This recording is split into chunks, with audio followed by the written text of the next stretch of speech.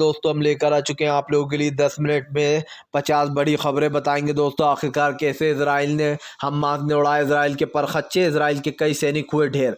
आखिरकार क्यों प्रधानमंत्री नरेंद्र मोदी के ऊपर दोस्तों इंडिया गठबंधन का प्लान हुआ हावी, कैसे राहुल गांधी ने की सीट बंटवारे की बात, और क्यों आखिरकार दोस्तों मनोज तिवारी के पीछे पड़ गई अलका लांबा।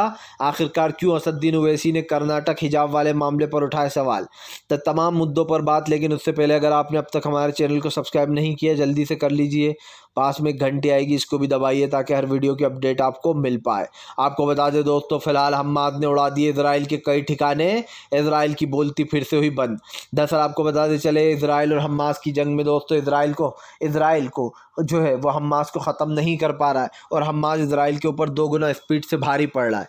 यही कारण है जो आपको बता दें, हमास ने फिर से एक बार कई हमले किए जिसमें कई इजरायली सैनिक दोस्तों ढेर हो गए। जिसके बाद एक चीज़ तो साफ है कि इजराइल को खामियाजा भुगतना पड़ रहा है, क्योंकि अब तक वो कई पे डॉलर उठा चुका है। आपको बता दें, इंडिया गठबंधन सीट शेयरिंग को लेकर बन गई बात। जी हाँ, बिहार सरकार पर यह फैसला लिया गया है। दरअसल आपको बता दें, सबसे पहले बिहार में सीट शेयरिंग को लेकर बताया जा रहा है कि 6-6 सीट देने को तैयार है कांग्रेस, जबकि जो है यहाँ पर जेडीयू और आरजेडी दोनों चाहते हैं कि कम से कम 17-17 सीटें दी जाएं।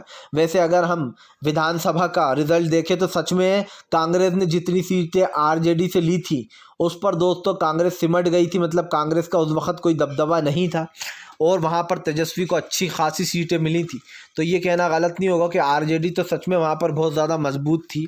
ऐसे में अब देखना होगा क्या बनता है सीट शेयरिंग को लेकर, आखिरकार 17 सीट पर बात बनती है नहीं।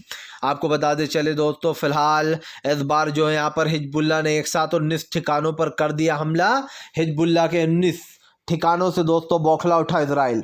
दरअसल आपको बता दें चले दोस्तों, 19 ठिकानों पर एक साथ हिजबुल्लाह ने अटैक कर दिया, जिसके बाद पूरी तरीके से बौखला उठा इजराइल।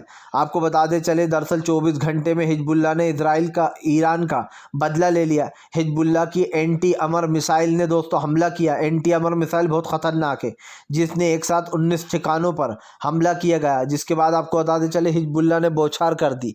सीधी सी बात है, हिजबुल्लाह इजराइल के परखच्चे उड़ाया जा रहा है दोस्तों, और इजराइल कुछ नहीं कर पा रहा है। वो सिर्फ धमकी पे धमकी दे रहा है और कुछ नहीं कर पा रहा है। यही कारण है जो अब हिजबुल्लाह भारी पड़ता चला जा रहा है। आपको बता दें चले दोस्तों, समाज को बांटना बीजेपी का काम, स्वामी प्रसाद मौर्य ने फिर बीजेपी को लपेटा।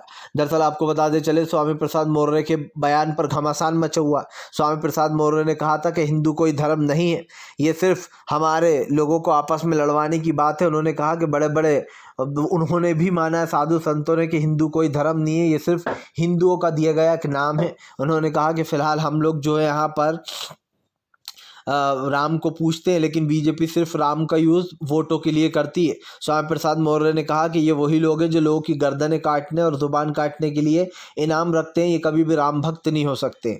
आपको बता दें चले दोस्तों, आखिरकार कैसे जो है यहाँ पर हमास और इजराइल की जंग में आ सकता है नया मोड़। जी हाँ, दरअसल आपको बता दें चले, इजराइल के दोस्तों नरम पड़ते तेवर और हमास के गर्म तेवर से मामला पलट रहा है। बताया जा रहा है हमास के आगे इजराइल टिक नहीं पा रहा है। हमास के दोस्तों कारनामे देखकर इजराइल की पूरी बौखलाहट साफ दिखाई दे रही है।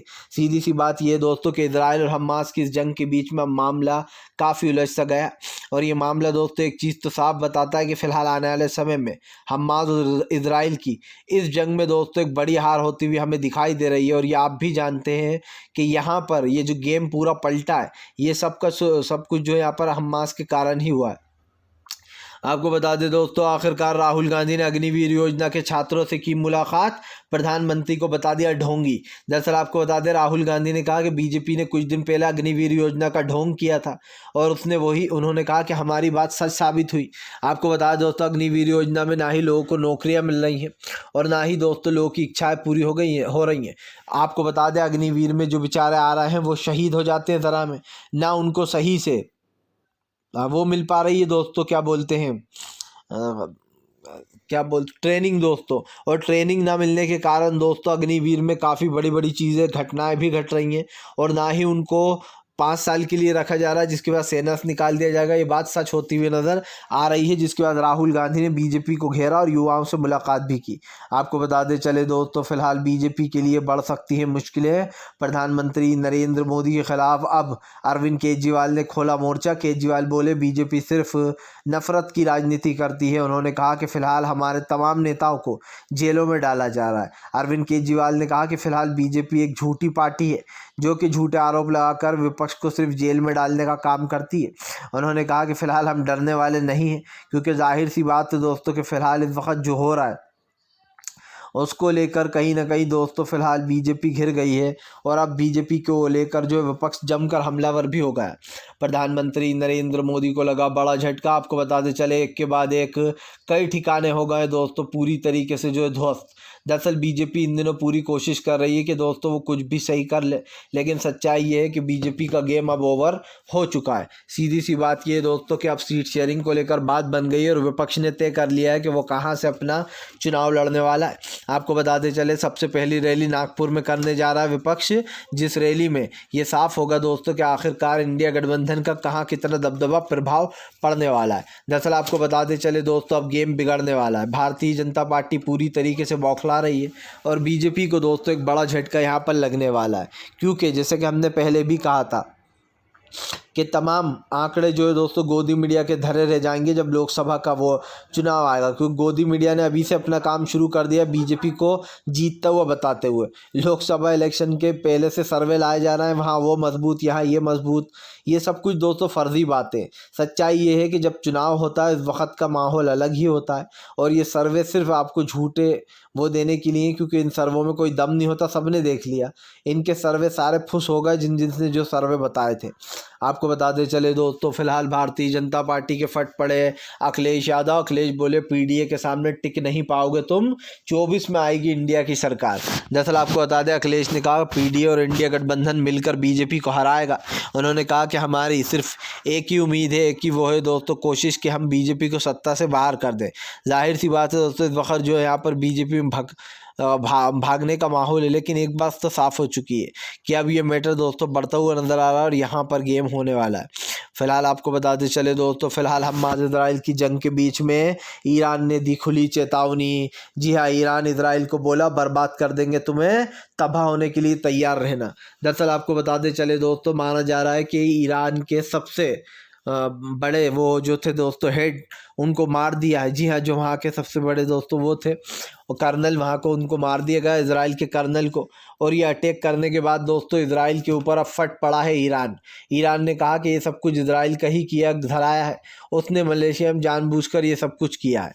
यही नहीं दोस्तों, उसने साफ साफ कहा है कि फ़िलहाल अब इसका बदला हम लेंगे। दरअसल दोस्तों ये साफ दिखाई दे रहा है कि फ़िलहाल इस चीज़ को लेकर काफ़ी ज़्यादा भड़का हुआ है ईरान, क्योंकि कमांडर की मौत कोई छोटी मोटी बात नहीं होती। इजराइल ने कमांडर सैयद को मार डाला है, जिसके बाद ये ईरान ने खुली धमकी दी है कि अब बदला लेने का वक्त आ गया है। सीरिया में, क्योंकि दोस्तों आपको बता दें सीरिया में अक्सर ही इस तरीके के हमले इजराइल करता रहा है, हालांकि उसने कभी भी खुलकर ये एक्सेप्ट नहीं किया, लेकिन सब जानते हैं कि सीरिया में इजराइल ही ये धमाके करवाता है। इससे पहले भी 2 सेना अधिकारी मारे गए थे ईरान के, जिसमें अब ईरान ने खुली चेतावनी दे दी है। आपको बताते चले दोस्तों फाइनली हूतीज़ ने फिर से एक बार कर दिया समंदर के ऊपर हमला। हूतीज़ ने इस बार ब्रिटिश जहाज़ को बनाया अपना निशाना। दरअसल हूती विद्रोहियों ने दोस्तों एक बार फिर से अपना अटैक कर दिया, जिसके बाद आपको बता दें ब्रिटिश जहाज़ को खास करके उसके परखच्चे उड़ा दिए। साफ दिखाई दे रहा है कि फ़िलहाल इजराइल किसी भी जहाज़ को आगे नहीं बढ़ने दे रहा, और अगर कोई जहाज़ उसकी सीमा से बढ़ेगा दोस्तों तो अटैक तो होगा ही। इसी के लिए जो है यहाँ पर इजराइल पूरी तरीके से अब इनके ख़िलाफ़ हो गया। अब देखना ये होगा कि आखिरकार आने वाले समय में क्या होने वाला है, क्योंकि आपको बताते चले इजराइल ईरान इन तमाम जंगों के बीच में एक चीज़ कॉमन है जहाँ पर हमें ये सब कुछ साफ देखने को मिल रहा है। आपको बताते चले दोस्तों फिलहाल प्रधानमंत्री से लेकर तो बीजेपी का एक नेता झूठ की चलती फिरती दुकान। फिलहाल सपा ने बीजेपी पर हमला बोला। वीडियो अच्छा लगे तो